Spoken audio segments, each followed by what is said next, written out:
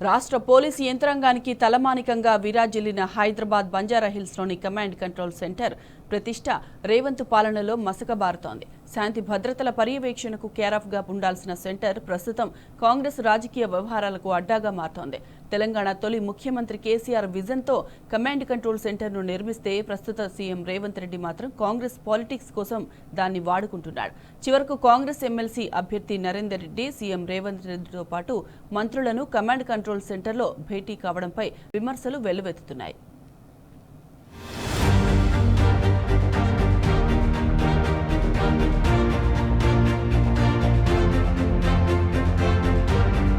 కేసీఆర్ పాలనలో తెలంగాణ పోలీస్ వ్యవస్థ దేశానికే ఆదర్శంగా మారింది. మన పోలీసులు దేశవ్యాప్తంగా గొప్ప పేరు తెచ్చుకుని నెంబర్ 1గా నిలిచారు. పనితీరులో తెలంగాణ పోలీసులకు తిరుగులేదని చాటి చెప్పారు. అలాంటి పోలీసు వ్యవస్థకు తెలంగాణ తొలి ముఖ్యమంత్రి కేసీఆర్ అన్ని విధాలుగా అండగా నిలిచారు. ముఖ్యంగా పోలీసు వ్యవస్థను మరింత పటిష్టం చేసి రాష్ట్రాన్ని, హైదరాబాద్ సిటీని క్రైమ్ ఫ్రీగా మార్చాలని కేసీఆర్ దూరదృష్టితో ఆలోచించారు. పోలీసింగ్ వ్యవస్థను ఇతర ప్రభుత్వ రంగాలతో సమన్వయం చేయాలని భావించారు. అలానాటి సీఎం కేసీఆర్ ఆలోచనల నుంచి ఉద్భవించిన ఆశయమే ఇప్పటి ఇంటిగ్రేటెడ్ కమాండ్ కంట్రోల్ సెంటర్. తన ఆలోచనను అప్పటి డీజీపీ అనురాగ్ శర్మ, నాటి హైదరాబాద్ సిపి మహేందర్ రెడ్డితో పంచుకున్న కేసీఆర్ తాము నిర్మించబోయే భవనం అత్యాధునిక సాంకేతికతతో భవిష్యత్ తరాలకు కూడా వాడుకునే విధంగా నిర్మించాలని భావించారు. దానికి అనుగుణంగానే కేసీఆర్ సూచనల ప్రకారం కమాండ్ కంట్రోల్ సెంటర్ కోసం వర్కౌట్ మొదలైంది. ఇతర దేశాలలోని పోలీసింగ్ విధానం, సాంకేతిక పరిజ్ఞానం తెలుసుకుని రావాలని కేసీఆర్ చెప్పడంతో అప్పటి డీజీపీ అనురాగ్ శర్మ, సిపి మహేందర్ రెడ్డి ఇతర పోలీసు అధికారులు Australia, Israel, America, Singapore, UK దేశాలకు వెళ్లి అక్కడి కమాండ్ కంట్రోల్ సెంటర్లను అధ్యయనం చేశారు.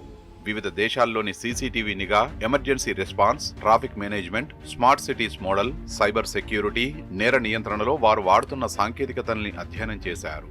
ఏ దేశంలో ఏ సాంకేతికత మేటిగా ఉందో అది ఇక్కడ ఆచరించేందుకు కేసీఆర్ గ్రీన్ సిగ్నల్ ఇచ్చారు.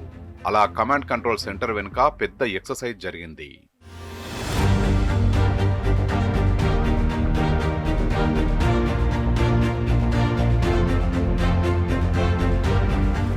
హైదరాబాద్ బంజారాహిల్స్ లో 7 ఎకరాల విస్తీర్ణంలో కమాండ్ కంట్రోల్ సెంటర్ ను ఏర్పాటు చేస్తున్నామని నాటి ముఖ్యమంత్రి కేసీఆర్ చెప్పడంతో మొదట అందరూ విస్తుపోయారు.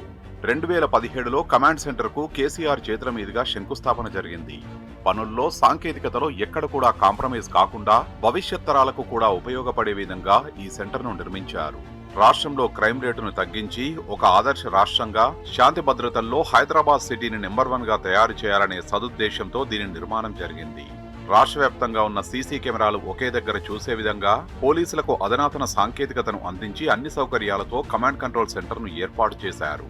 2022లో కమాండ్ సెంటర్ ను ప్రారంభించారు. కేసీఆర్ ఆలోచనలకు తగ్గట్టుగానే కమాండ్ కంట్రోల్ సెంటర్ పనిచేసింది. ఇక్కడ law and order policing, traffic, అత్యవసర సేవలు, మున్సిపల్, నిఘా వ్యవస్థల అధికారులు అందరూ కలిసి ఇక్కడ సమన్వయంతో పనిచేసుకుంటారు. అలాంటి ఒక వాతావరణం కల్పించడంతో పాటు అధికారులకు అవసరమైన అధునాతన సాంకేతికతను అప్పటి సీఎం కేసీఆర్ వారికి అందించడంతో ఈ సెంటర్ రాష్ట్రంలోనే కాకుండా దేశవ్యాప్తంగా మంచి పేరు తెచ్చుకుంది.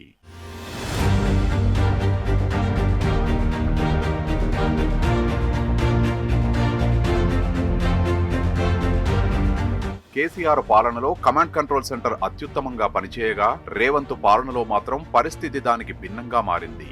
పోలీసింగ్ కోసం కాకుండా ఇప్పుడు పాలిటిక్స్ కు అడ్డాగా రేవంత్ రెడ్డి దాన్ని వినియోగించుకోవడం చర్చనీయాంశంగా మారింది. సీఎం రేవంత్ రెడ్డి తన సొంత పార్టీ కోసం మినిస్టర్లను కలవడానికి కమాండ్ కంట్రోల్ సెంటర్ ను అడ్డాగా చేసుకోవడంపై విమర్శలు వెల్లువెత్తుతున్నాయి. దీంతో ఇక్కడ విధులు నిర్వహించే అధికారులు తమ పనులు చేసుకోలేక తలలు పట్టుకుంటున్నారని సమాచారం.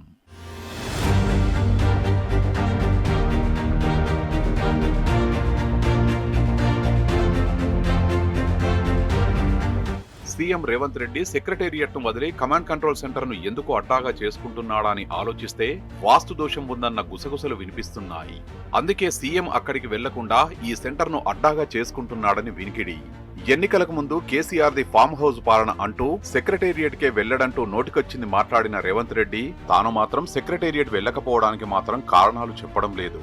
420 రోజులు గడిచినా 420 హామీల్లో ఏవీ అమలు చేయకపోవడం వల్ల ప్రజలు, మీడియాను తప్పించుకునేందుకే రేవంత్ ఇలా తిరుగుతున్నాడా అన్న అనుమానాలు వ్యక్తమవుతున్నాయి.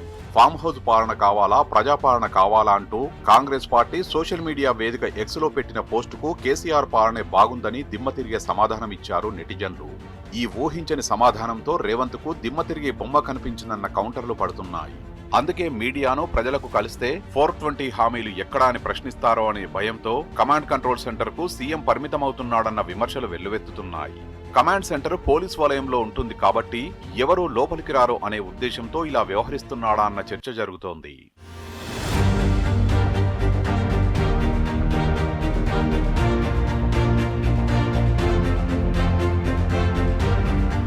సీఎం రేవంత్ రెడ్డి తన సొంత పార్టీ అవసరాల కోసం కమాండ్ కంట్రోల్ సెంటర్ను వాడుకోవడంపై ప్రతిపక్ష నేతలు మండిపడుతున్నారు.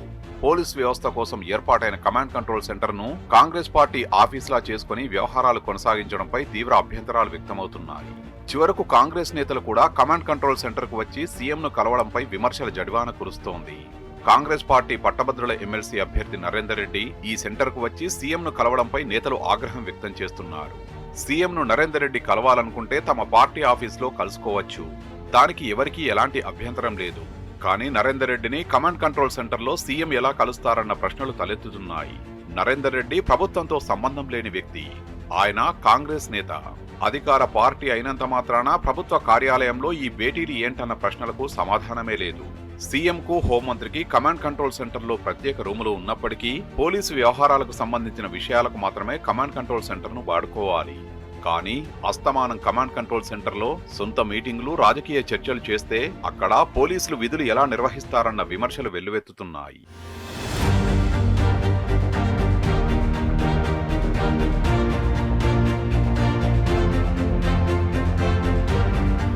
రేవంత్ రెడ్డి మీటింగులు పెట్టుకోవాలంటే సెక్రటేరియట్లో పెట్టుకోవాలి.